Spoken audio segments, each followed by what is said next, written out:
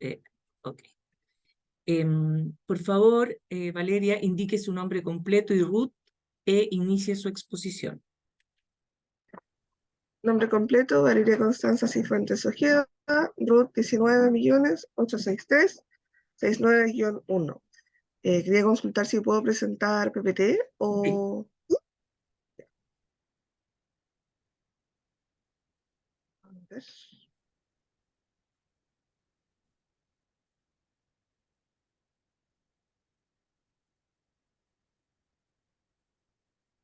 ¿Se ve? Sí. Ya, muchas gracias. Yo igual me voy a cronometrar porque eh, me gusta saber cuánto yo. Bueno, muchas gracias por la instancia. Yo me llamo Valeria y hoy día voy a presentar sobre el concepto de la paridad para la igualdad, que aparece mencionado también en el anteproyecto de la nueva Constitución y que es una de las bases también de la participación política de las mujeres. La paridad, hay distintas definiciones de lo que significa. En algunos casos se menciona como un mecanismo de participación de mujeres, en otros casos se menciona como una medida estadística que mide cuánto participan las mujeres, pero que finalmente siempre apunta un poco a lo que está mencionado en la imagen, que tiene que ver con eh, ladear un poco la balanza, de cargar un poco la balanza hacia la participación de mujeres dentro de la política para lograr también equiparar lo que históricamente ha sido una sobrerepresentación de los hombres dentro de la representación política total, considerando también los porcentajes de población que existen en Chile, que la mitad son hombres y mitad son mujeres, y en general así es la población mundial.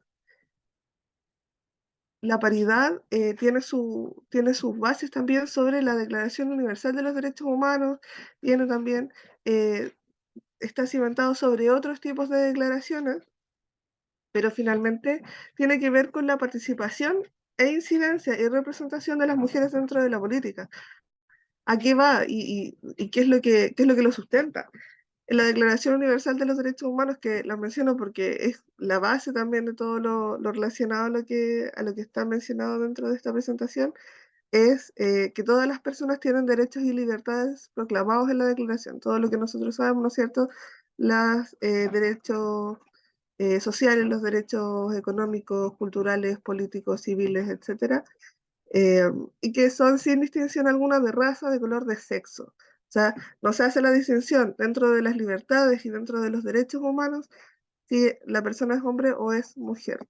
Eso se profundiza un poco más dentro de la Convención contra la Eliminación de todas las formas de discriminación contra la mujer, que en el artículo 1 dice que se va a denominar discriminación contra la mujer todo aquello que no permitas actuar sobre la base de la igualdad del hombre y la mujer, de los derechos humanos y de las libertades fundamentales de las esferas políticas, económicas, sociales, culturales y civiles o en cualquier otra esfera. Y aquí hay otro elemento, actuar sobre la base de la igualdad en las esferas políticas. Ya no estamos hablando solamente de que las mujeres tienen derechos, sino que estamos hablando de que tienen derechos en la esfera política. Y eso es importante. ¿Por qué? Porque la constitución actual nuestra habla en el capítulo 3, artículo segundo, de la igualdad ante la ley. En Chile no hay personas ni grupos privilegiados, no hay esclavos y el que pise su territorio queda libre, ¿no es cierto? Hombres y mujeres son iguales ante la ley. Estamos hablando un poco a lo que se refiere a la Declaración de los Derechos Humanos.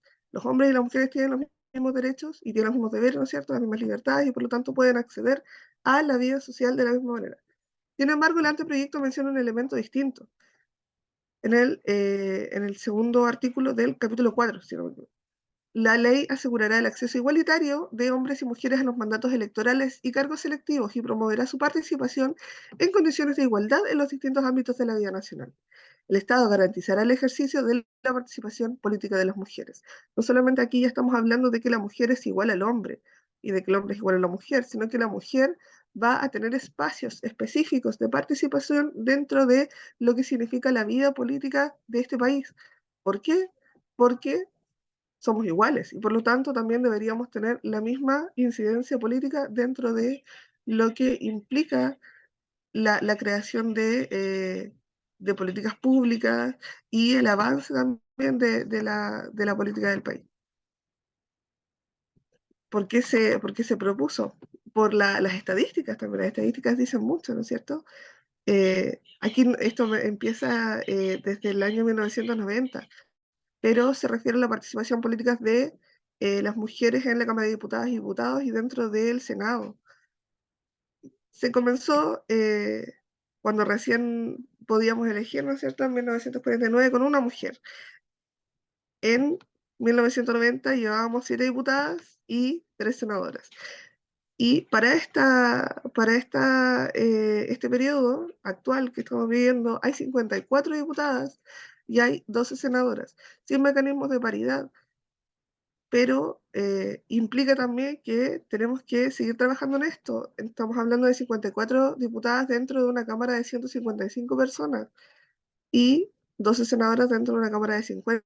O sea, todavía queda un largo camino por recorrer para lograr que las mujeres tengamos el mismo espacio político para plantear temas relacionados y que sean importantes para precisamente el sujeto político de las mujeres.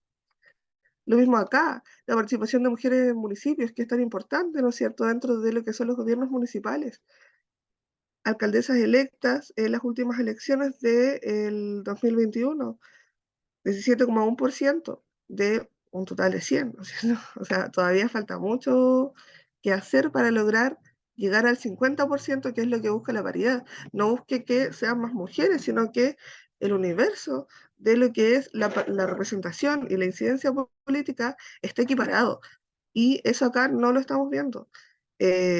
Lo mismo acá, 33% de las mujeres son concejales en este momento en el país, o sea, tenemos consejos municipales que están compuestos en algunos casos por mujeres y en otros no, porque las estadísticas no dan para que podamos tener representación de mujeres dentro de todos los consejos municipales y por lo tanto los municipales siguen siendo espacios donde cuesta proponer y discutir temas relacionados a género. ¿Por qué es importante la paridad? Por 3 cosas, por los temas, por las políticas públicas y porque sigue siendo un desafío.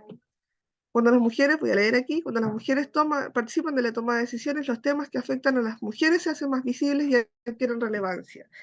Uno puede decir los temas públicos son públicos, ¿no es cierto? Pero también es cierto que hay maneras de abordar los temas que son mucho más pertinentes dependiendo de cuál es el sujeto político que los discute. Cuando hablamos de políticas públicas relacionadas a pueblos indígenas, los pueblos indígenas toman la voz. Cuando hablamos de, en este caso, temas relacionados a género, a la violencia de género o a cualquier otro tema que pueda existir dentro del universo de las mujeres, disculpen, estamos también, espero que no moleste el ruido, estamos hablando de un sujeto político que necesita hacerse parte y ese sujeto político son las mujeres. Eh, Al estar consignada en la Constitución, la igualdad de género se convierte en un valor fundamental de nuestra sociedad a desarrollar por medio de políticas públicas y no solo como una medida temporal. ¿Por qué? Porque, bueno, hay muchas estadísticas, ¿no es cierto? Y se dice que dentro del Foro Económico Mundial se dice que faltan 122, era en algún momento, ahora son 300, faltan muchos años para lograr la paridad, ¿no es cierto? Pero eso también, eh, para lograr la paridad y para lograr la igualdad se necesitan políticas públicas que sustenten este artículo de la nueva Constitución que esperamos Quedan que 2 se... minutos. Muchas gracias. Y para eso se necesitan políticas públicas. Y para lograr políticas públicas relacionadas a las mujeres también necesitamos participación e incidencia política de mujeres. Por lo tanto, este anteproyecto también impulsa no solamente que participen mujeres, sino que impulsa un proyecto a largo plazo que tiene que ver con la creación de políticas públicas y lograr que precisamente la igualdad de género como derecho fundamental sea un valor dentro de nuestra sociedad. Y lo tercero es que los derechos de las mujeres no están asegurados aún y la igualdad sustantiva entre hombres y mujeres debe ser un desafío que asumamos como sociedad. Dejando el anteproyecto y fortaleciendo este anteproyecto, se logra no solamente poner temas de mujeres, lograr políticas públicas de mujeres, sino que además es un desafío que vamos a tener a largo plazo a nivel social. Como parte de nuestra Carta Magna, y creo que eso también es importante de relevar, no es solamente lo que está escrito, sino también lo que nosotros vamos a hacer con eso. Conclusiones.